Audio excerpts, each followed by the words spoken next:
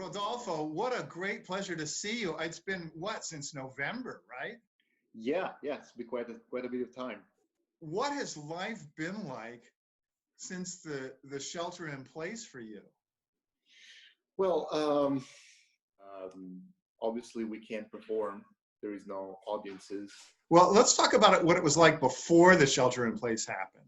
I mean, when you're typically touring all around the world and playing, about how many hours do you even have a chance to practice per day? Well, I mean, I would say like an average of 4.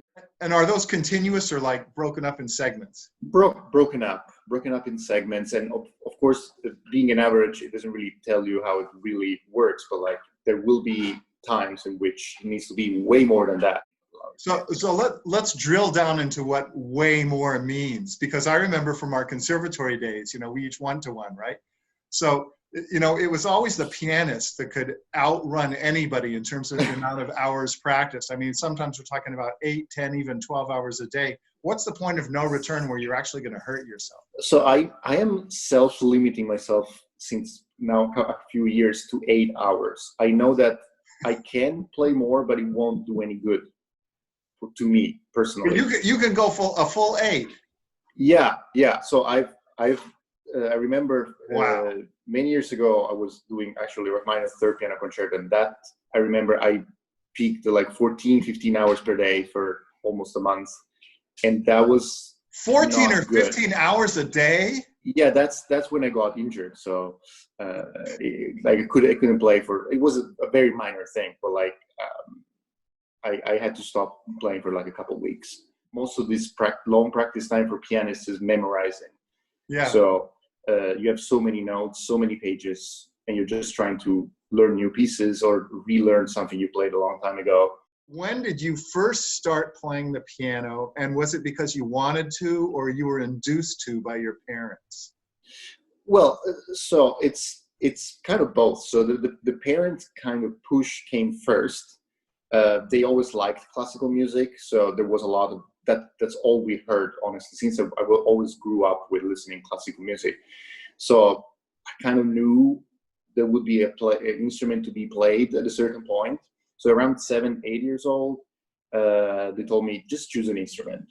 Then that summer, which I think I was right between 7 and 8, I was in my grandfather's summer house near Torino. And he had like this old organ, like a digital organ.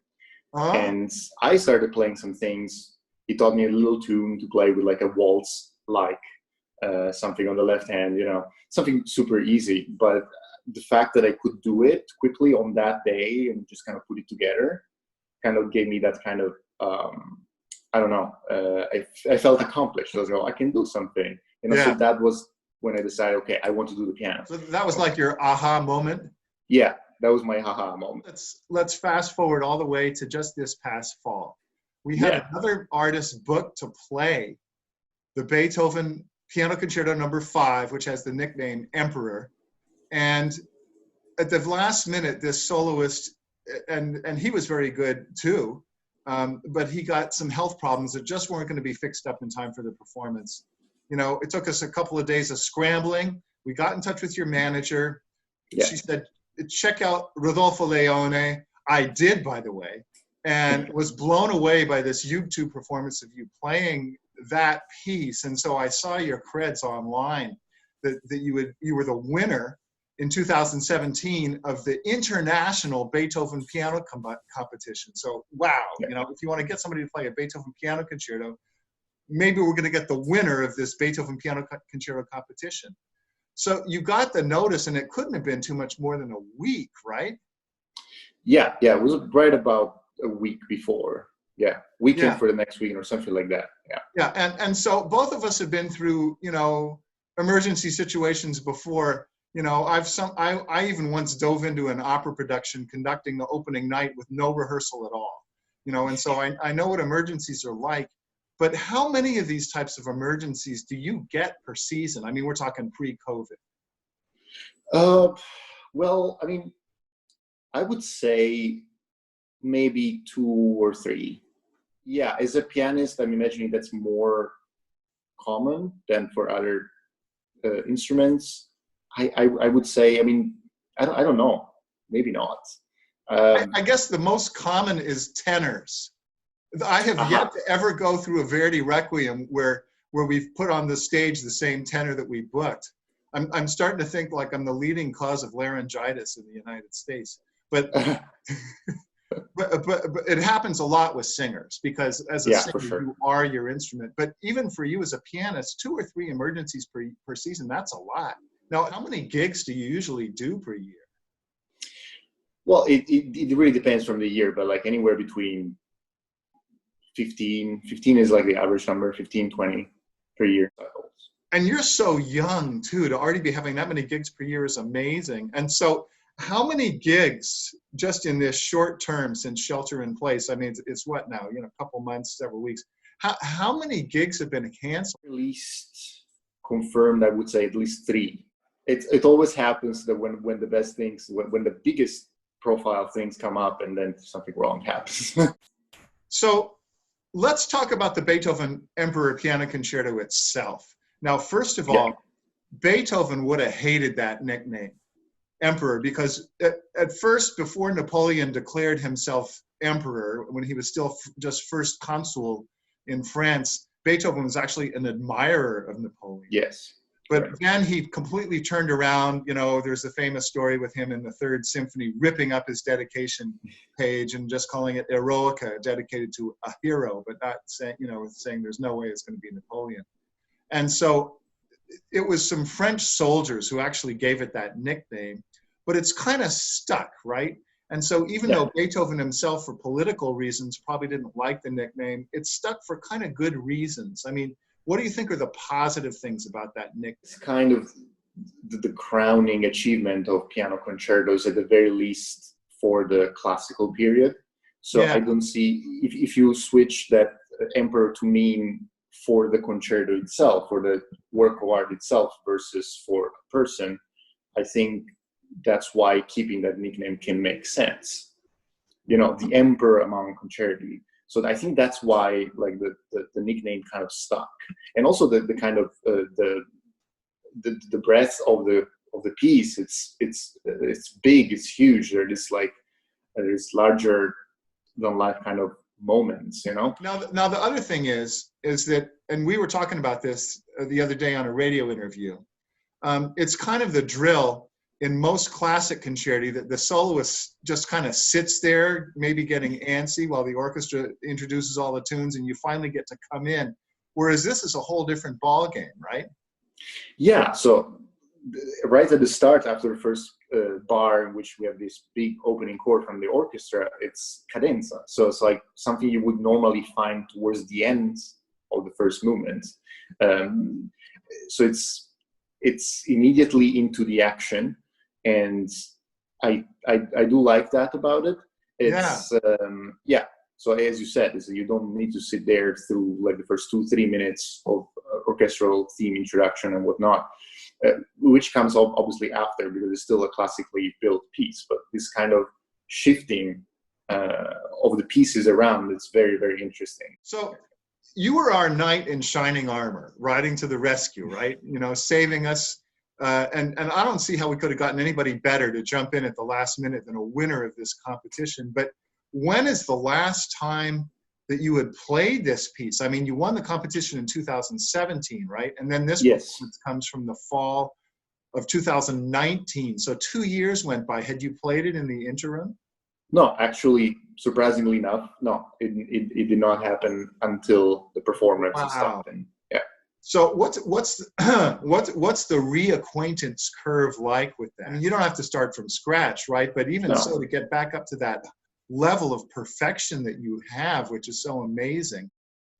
Contrast for us the difference between playing, let's say, this piece where you've been booked for a long time, or playing this piece when you're doing it as a last minute, save the day. And by the way, I told the whole audience about the story, right?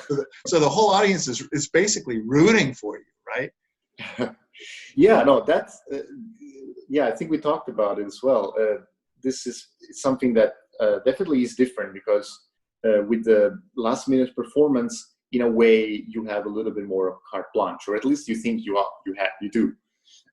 So you go in with a different, really different spirit. It's the magic of planned improv. Exactly. I felt like during the performance, there was a lot of communication both with you and with the orchestra members singularly. I remember there are several passages in which we had to, the piano is almost in a direct dialogue with single orchestra members, and I could easily lock eyes and we would be like, yeah, I know what you're doing. So it was a lot of fun. And yeah, I mean, let's talk about locking eyes for a second, because what's so interesting in a symphonic performance is how everybody's eyesight is working.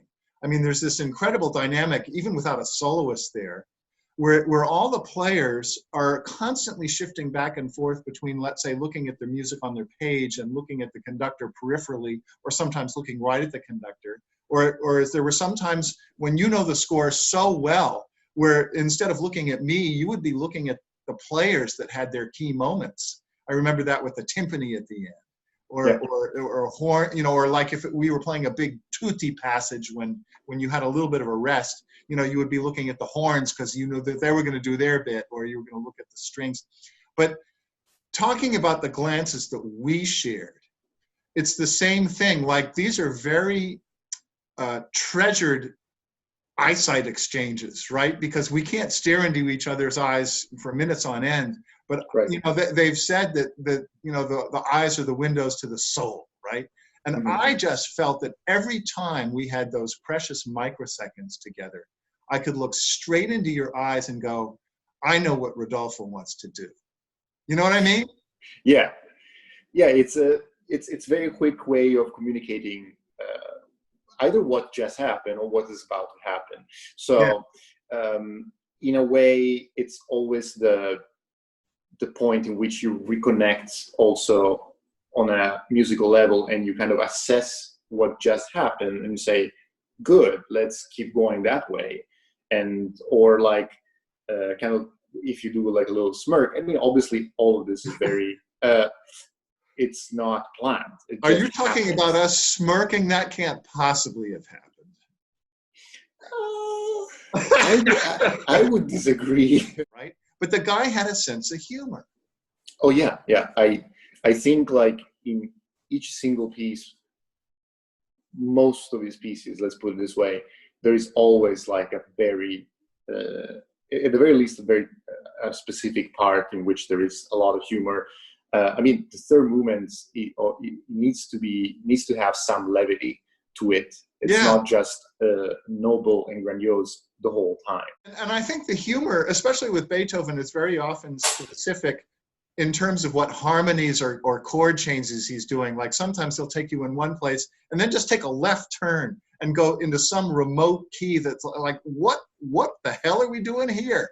Or else he'll play with you in terms of gestures or whatever. And it's, you know, it's a humor that I hope we haven't lost over the centuries.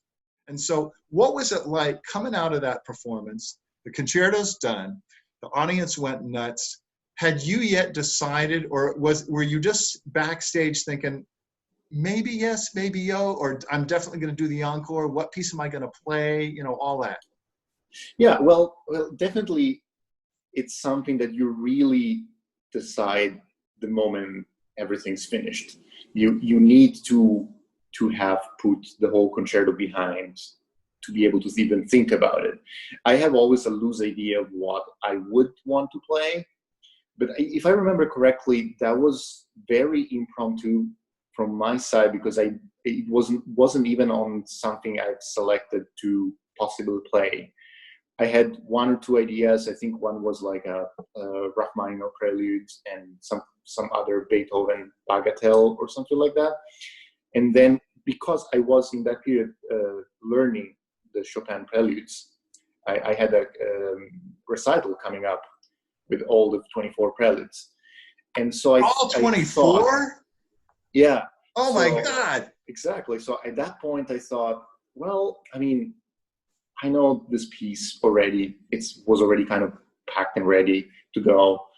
And in keeping with the kind of carte blanche type of approach, I felt, let's go for it. I mean, this is the occasion. So you've got this whole menu of possible things you can just pull out of your toolkit, but you didn't actually decide it was going to be that piece. It could have been one of 24 different Chopin preludes, or it could have been a rock or anything, and then you just sit down and say, here we go.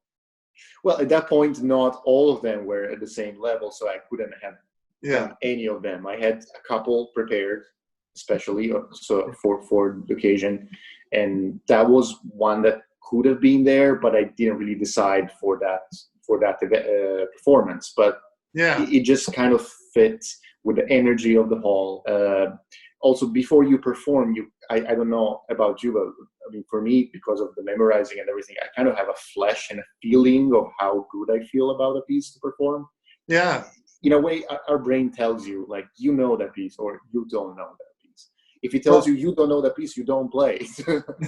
Well, we have been teasing anybody that's watching this with a piece that they're not even going to hear on the radio, but it's a good tease because everybody should know that we are bringing you back as soon as this crisis is over, and whenever that day is, don't know how, don't know when, but when we can get back to having a full orchestra on the stage and a full audience back in our home venue, we have already scheduled, as you know, to bring you back to play a completely different piece. And so that's why it was worth going off on this little tangent. Absolutely. Because people should know that if they show up, whenever that's going to be, that if they want to hear an encore from you, they will get a magnificent one.